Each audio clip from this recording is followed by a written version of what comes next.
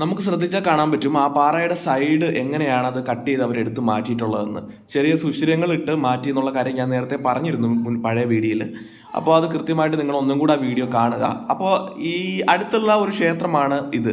ഇതും പൂർണ്ണമായിട്ടും ആ പാറയിൽ കൊത്തുപണി ചെയ്തതാണ്. അത് ഒരു ഗണപതി വിഗ്രഹം ഇരിക്കുന്ന ഒരു സ്ഥലമാണിത്.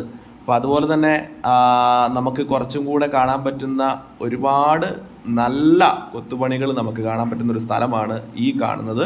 ഇതെല്ലാം ഒരു ആശ്ചര്യം ആയിട്ടുള്ള ഒരു കാര്യം തന്നെയാണ്. കാരണം നമുക്ക് കാണും തോറും അവിടെ നിന്ന് പിന്നെ പോകാനായിട്ട് തോന്നില്ല. കാരണം അവിടെ നിന്ന് കണ്ടുകൊണ്ടിരിക്കാൻ തോന്നുന്നു, ഇതെങ്ങനെയാണ് ഇവർ ചെയ്തിരിക്കുന്നത്, ഇതെങ്ങനെ സാധിച്ചു കാണും, ഇതെങ്ങനെ ചെയ്ത് കാണും എന്നൊക്കെ ഉള്ള ഒരു ആകാംക്ഷ എല്ലാവരുടെയും മനസ്സിൽ ഉണ്ട്. അവിടെ നിൽക്കുന്നവരുടെ ആയിട്ടുള്ളതായാലും എൻ്റെ ആയാലും ഇനി നിങ്ങൾ കാണുന്നവരായിട്ടുള്ളതായാലും കേട്ടോ.